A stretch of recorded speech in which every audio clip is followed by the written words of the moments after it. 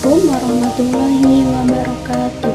Perkenalkan, nama saya Suci Rahmawati dari semester 4 Program Studi Pendidikan Agama Islam Fakultas Tarbiyah Institut Studi Islam Fadila Cirebon. Di sini saya akan menceritakan tentang sejarah penaklukan Konstantinopel. Untuk memenuhi tugas akhir semester saya pada mata kuliah Sejarah Perkembangan Pendidikan Islam yang diampu oleh Bapak Sukmahadi MPDI. Baik, cerita ini saya ambil dari buku yang sudah saya baca ini dan beberapa video yang ada di YouTube. Oke, langsung saja kita dengarkan bersama-sama ya ceritanya. Selamat menyaksikan. Konstantinopel adalah salah satu kota yang termasuk dalam wilayah Turki. Nah, sekarang kita lebih mengenalnya dengan nama Istanbul. Konstantinopel disebut juga sebagai kota yang paling indah di dunia pada abad pertengahan sekitar tahun 500 sampai 1400 Masehi. Kota ini juga terkenal dengan kekuatan benteng pertahanannya, karena sejak zaman dahulu banyak sekali pihak yang ingin menguasainya, namun belum ada pihak yang berhasil untuk menguasainya.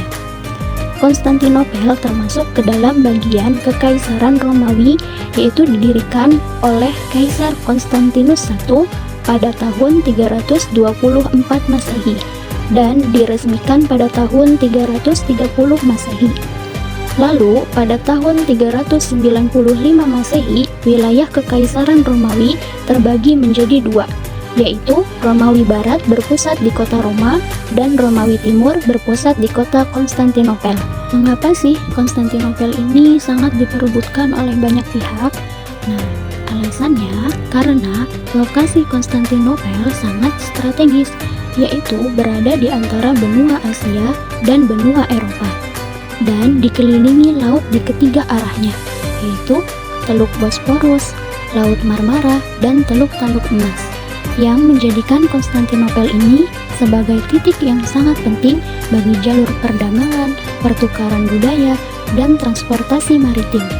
Selain itu, Konstantinopel juga di dalamnya banyak terdiri gereja-gereja. Salah satu gereja yang paling megah dan indah yaitu Gereja Hagia Sophia. Dan dalam sejarah Islam juga, Konstantinopel ini punya tempat tersendiri di hati para muslimin karena kota tersebut pernah disebut oleh Rasulullah SAW dalam hadisnya. Sejak tahun 600 sampai 1000 Masehi, ada banyak sekali pasukan muslimin yang mencoba untuk menaklukkan Konstantinopel. Salah satunya adalah Sultan Murad I. Beliau pemimpin Kesultanan Turki Utsmani atau Kekaisaran Ottoman, namun tidak berhasil. Begitupun dengan Sultan Murad II mengalami kegagalan kembali. Nah, pada sejak saat itu, Sultan Murad II mempunyai cita-cita yang besar, yaitu anaknya yang bernama Muhammad II bin Murad atau yang dikenal dengan Muhammad Al-Fatih untuk bisa menaklukkan Konstantinopel. Muhammad Al-Fatih ini lahir pada 30 Maret 1432 Masehi di kota Afrin, ibu kota Kesultanan Utsmani pada masa itu. Singkat cerita, ketika Sultan Murad II meninggal dunia pada tahun 1451 Masehi, Al-Fatih naik tahta menjadi Sultan Utsmani ketika beliau berusia 19 tahun.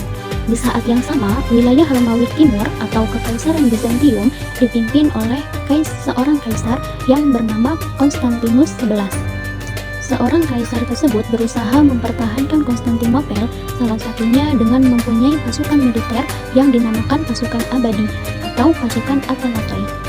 Selain itu, Konstantinopel juga memiliki sistem pertahanan yang luar biasa, yaitu kotanya dilapisi oleh 3 lapis benteng. Namun, pada tahun 1450 Masehi, Kekaisaran Bizantium mulai mengalami kemunduran karena adanya masalah-masalah internal. Nah, mulai sejak itu, Sultan Al-Fatih menganggap ini sebagai peluang untuk bisa menaklukkan Konstantinopel. Hal pertama yang dilakukan oleh Sultan Al-Fatih adalah memperkuat doa dan ibadahnya.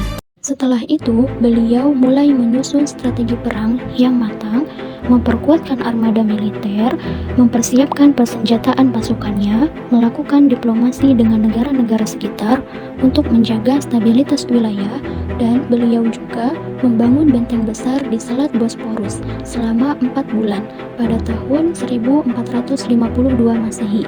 Lalu, singkat cerita, Orban ini berhasil membuat senjata, yaitu membuat 69 meriam.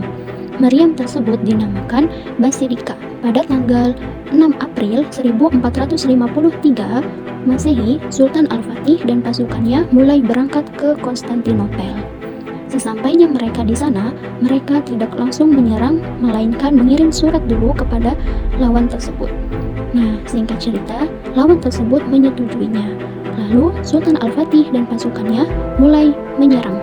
Sultan Al-Fatih ini baru menyadari bahwa meriamnya itu ketika sudah ditembakkan satu meriam, maka harus menunggu 3 jam dulu untuk mendinginkan meriam tersebut, lalu bisa digunakan kembali. Jadi selama 3 jam itu digunakan oleh lawan untuk memperbaiki benteng-benteng yang sudah rusak tadi. Jadi perang tersebut masih berlangsung sampai tanggal 20 April 1453 Masehi. Di situ Al-Fatih kembali berdiskusi dengan pasukannya.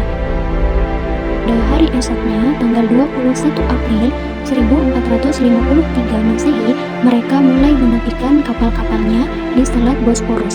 Lalu, mereka membawa kapal-kapal itu ke daratan. Akhirnya, mereka berhasil membawa 72 kapal perang tersebut dalam waktu 1 malam dengan melewati bukit-bukit. Lalu, pada tanggal 27 Mei 1453, pasukan muslimin berhasil membuat lubang yang sangat besar di benteng Konstantinopel. Lalu, Sultan Al-Fatih memberhentikan dulu perangnya sampai esok hari, dan Sultan Al-Fatih juga memerintahkan pasukannya untuk berpuasa. Pada tanggal 28 Mei 1453 Masehi, perang diberhentikan. Sultan Al-Fatih dan pasukannya itu pada hari itu semuanya berpuasa dan memperbanyak doa, ibadah, dan meminta pertolongan kepada Allah Subhanahu wa Ta'ala. Esokan harinya, pada tanggal 29 Mei 1453 Masehi, Sultan Al-Fatih dan pasukannya melakukan sholat tahajud. Setelah sholat, Sultan Al-Fatih memberikan khutbah kepada pasukannya. Lalu, setelah selesai berkhutbah, berangkatlah mereka dengan mengucap Bismillah. Sultan Al-Fatih mengirim pasukan pertamanya untuk menyerang, namun tidak berhasil. Kemudian, Sultan Al-Fatih mengirimkan pasukan yang keduanya, namun tidak berhasil juga. Dan terakhir, Sultan Al-Fatih dengan pasukan ketiganya mulai menyerang. Tepat matahari bersinar di sebelah timur, akhirnya bendera pasukan muslimin berhasil dikibarkan di benteng Konstantinopel.